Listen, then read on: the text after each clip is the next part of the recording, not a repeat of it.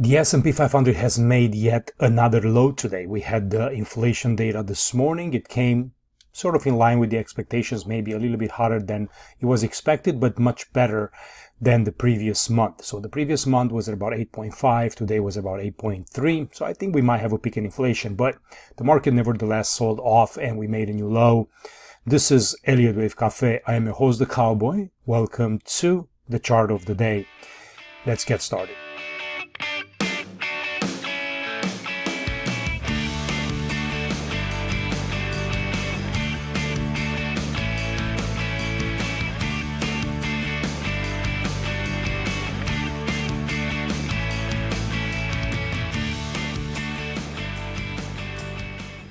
All right, guys, so I'm going to walk you through quickly through some counts. I'm only going to take a look at an Elliott wave structures today. I'm not going to, keep a long video regarding the rest of the sentiment. I still think that those are fairly valid points, with the sell-off that we have and the breadth below underneath the market, and we should be staging, a rally here fairly soon. But the market, it's still dragging itself lower. So the more I look at this count, this decline in here, one thing that kind of pops up to me so far is the fact that we have a sell-off, we have a correction, and then we have another sell-off. So this whole move in here so far is in three waves. So whatever it's in three waves, it's a corrective move. This does not mean that this cannot become longer and become a larger third wave. All right, so I want you to I want to be very clear about that. Everything starts as a three wave, and then all of a sudden things get worse and it become a larger impulse in a third wave decline. But you actually do not have a full five wave completion until you actually see this 1, 2, 3, 4, and 5. Then you can say a little bit with more accuracy, yeah, you have 5 waves. So I think the problem that we have here is this fourth wave. And I think it's starting to get a little bit, the more I look at it, I think it's starting to get a little bit too large compared with this wave 2. So I have to take a step back, and I'm going to do this live in here and try to reanalyze the structure, that it still remains as a fourth wave, but it needs to finish up fairly soon in here. So if you can see what I was doing, I was allowing for this move to become a wave W with an X and then another ABC. Now, the fact that we continue to push lower and we're not getting an AB and a C decline, this makes the structure much more difficult, because even if you're going to rally in a B and you're going to do a C wave in here, this fourth wave now, it's going to drop below the 61.8. Not only that, but you're going to have wave invalidation at the top of this wave 1. So that's 35.89. And the closer we get to these levels, the much more dangerous it is for us to assume that this is a fourth wave still. They have to be fairly short and not really past 38%. And we've passed 50%. We're getting close here to 618. So we have to be quite cautious here. So here's what I'll do. I'm going to delete this. I'm going to delete this WXY. And I'm going to squeeze this wave up higher. I'm going to take this channel can still stay. I don't think it's a triangle because it's going to become way too big. So we're going to get this out of the way there as well. And what I'll do is, and I'll show you, I'll go back to, it can still be a triangle, but it's going to be under different circumstances, okay? So let's just kind of stick with me for this scenario first. I'm going to, let me just kind of remove this arrow, and I'm just going to remove this channel as well to just kind of give us more clarity in here. There you go. So this fourth wave can still work, but it needs to start to complete. And we can look at this as a flat formation. So I'm going to decompose this as a correction, and I'm going to go in wave A in here. And then that's an impulse down. And then you go in an A, B, and then up in C to complete a B. And then you sell lower in the C wave. And you're trying to complete fairly soon. So let me see Alt C. It's at about 114, 123 multiple of wave A.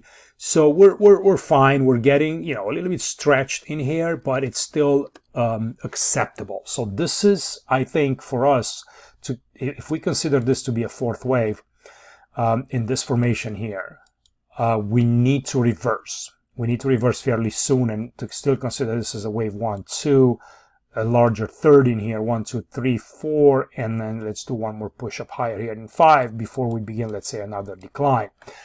So I'm not going to give this market a whole lot of room anymore. Okay, we need to start pushing from here. I know there is some horizontal support I can kind of look at this band in here. I'm going to take a look at the box, and let's see, right? There is a pretty interesting, let's say, zone of you know, prior resistance, supposedly now becoming support. You know, that kind of could extend, you know, even a little bit lower, maybe towards those levels. But you're starting to get into some kind of dangerous territory here for, you know, for a fourth wave. So we really need to respond from here and move higher. And if we do so, then a couple of things that we're going to watch. We're going to watch the swing high. So, you know, this kind of has to be taken out. And then, you know, that'll be a little bit better confirmation than the top of this channel, which is kind of getting challenged now to the downside in here. And the more we break below, the more this becomes let's say more of a third wave type price action. Now this is the good news. This is the positive scenario. Okay, as bad as it looks, you might be able to finish up here and continue to kind of stabilize and start to push high. I don't know how that relates to the Fed. I don't know how that relates to interest rates, to the liquidity withdrawal. These are all discussions that are worth having, and they're very important because, you know, depending on you know, what's going on in the liquidity in the market, that's how we're going to be able to rally or not. Now, so something has to shift also on that aspect. But the next count is here, as I have here as an alternate wave 1. Right, is that this is actually a wave 1 and we're following a wave 2. Now that's more approachable, and this is why, because you can look at this move as a 1, 2, and then you do another 1, 2, 3, 4, 5 for a 1, 2, 3, 4, and 5 for a third, fourth, and a small fifth in here, and you're done with the top of the wave 1.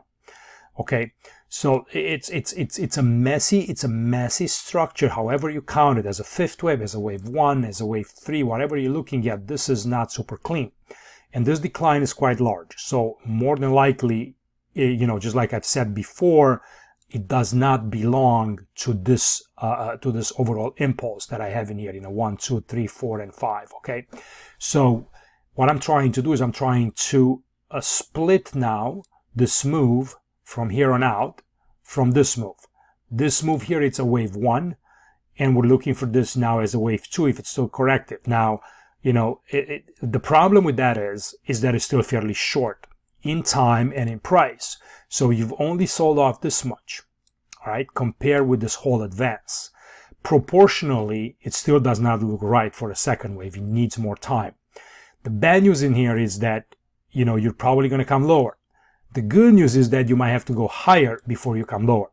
So if this is the second wave type price action, this could be an ABC. You can have a W in here.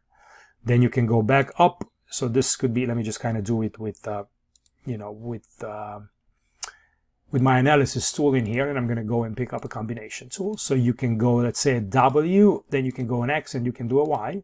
So this changes the structure and it moves it like this in a double zigzag. So you have an impulse, A, flatten the down in C for a W, then you're going to rally again in an X wave, and then you're going to go. Now the proportion here looks better, and you're coming back into 50% and maybe even to the 618%. The big level of, you know, another big level of resistance here, it's this level right here, right? So I don't know if that's going to be where the markets are going to go. 3,400, that's another 500-point drop into the S&P 500. I think we're very extended in here to the downside, and I think something is going to snap and we're going to push higher. But, you know, if it's a fourth wave, we're going to go to new highs. If it's a next, we're going to stop somewhere in there. The market will decide, and we'll see how much strength we have when that happens. Okay, so this is how this can become, let's say, a complex correction, right? A double zigzag. We usually go with the double zigzag if you have more of an ABC. If you start with the flat, you know, and then you're not calling it a double zigzag, obviously you're going to call it that a double 3. You have a flat, you have an X wave move. This is usually an ABC. You know, decomposes as a correction, so it kind of happens like that. You're going to get an A, B, and an up in C. Usually I like to trade the C wave of this X. This usually can travel back towards the origin of the B wave. So if you're looking forward for this analysis, you know, this rally, if it starts, could extend all the way up there to 4,600, then fail again into the next crash, into the end of the year, and then create this Y wave through another A, B, C, something similar to this structure. Okay, so this is for a second wave type formation. And the more I look at it, the more this seems more proportionate and more accurate than this one that would kind of look at it as a fourth wave.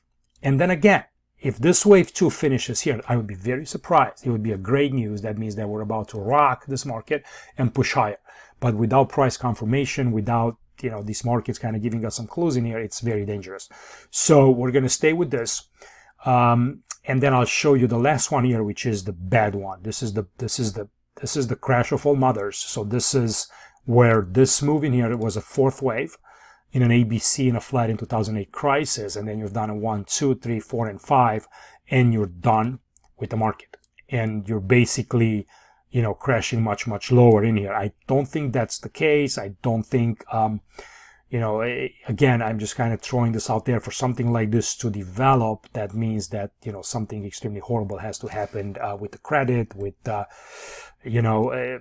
I don't know, with the United States government, something, I'm not sure, right? I don't want to speculate and go into, anything, not necessarily political, but into like a super dramatic scenarios in here. If this is, some kind of a super cycle, wave 5, and you're coming back, let's say this is a wave 1 and you're crashing all the way back to 800, right? I mean, this would be the mother or at least to this fourth wave low, right?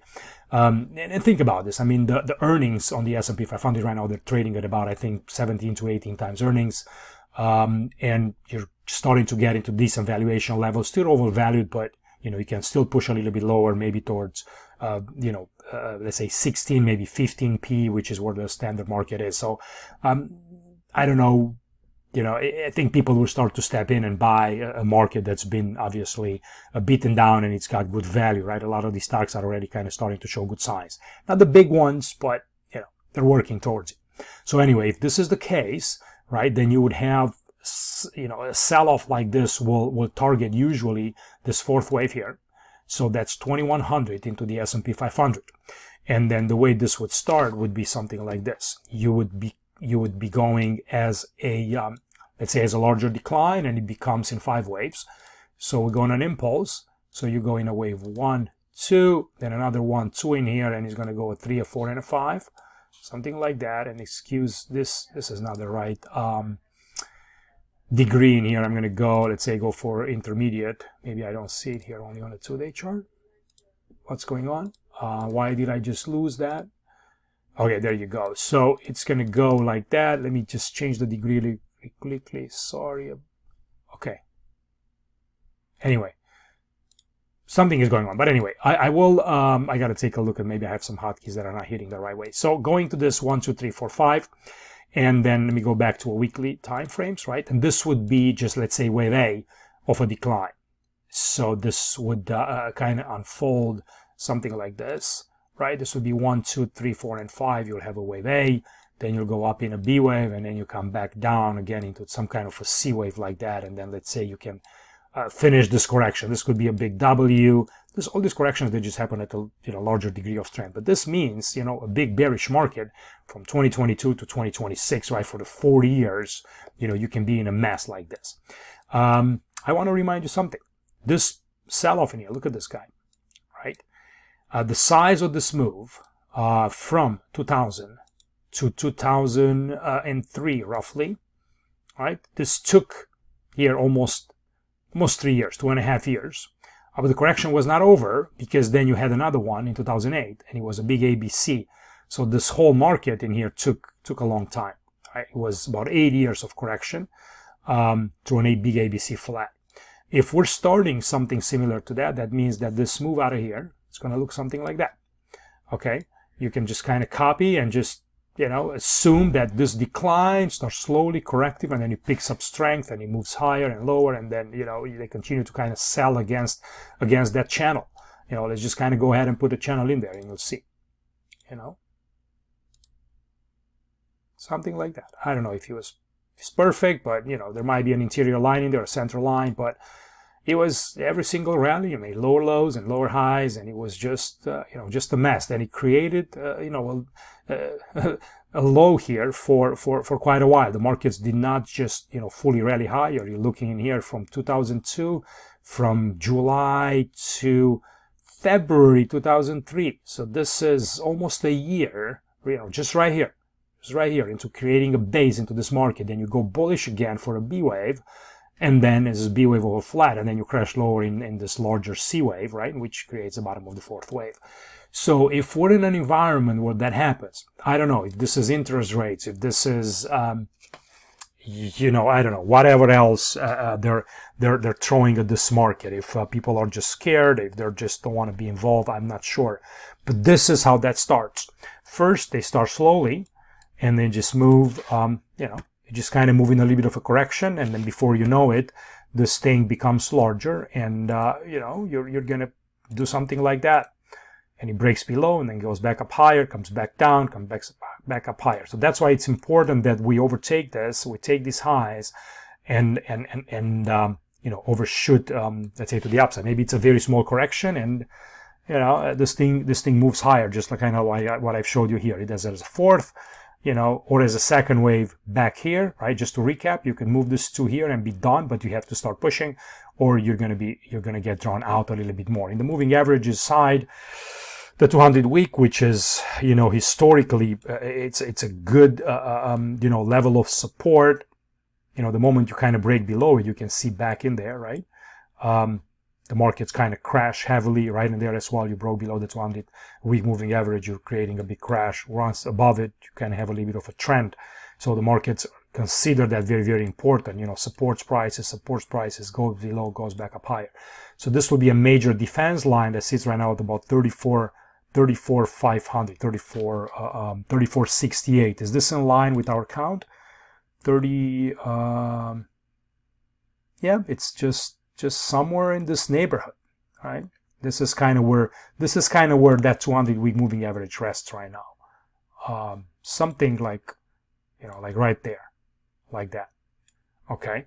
So I don't know what's going to happen with it by the time we get there. But one thing that I do know is that, you know, this move is already big, too big, and I think we're going to get a little bit of a pullback in here. So hopefully it's not just a second wave, one more time, right? If it's a second, then you're looking for this as a 1, you know, you're going to get a 2, you know, 3, 4, and 5 if it's something larger. Hopefully it's going to be just, you know, just an 8 wave. So it's important how we rise from here. If you rise in 3 waves, you know, we're in danger. If we rise in 5 waves, you know, then things look a little bit better. Then you know you're going to get a B, you're going to get a C, and then the next kind of question begins. So don't forget to subscribe and like. You want to trade with me, you want to be part of my team, come and visit me in the Pro Room. Check out my Substack letter as well. Subscribe and like. I'm happy to have you along with the journey with Elliott Wave Cafe. I am your host, The Cowboy. Goodbye, everybody. See you tomorrow.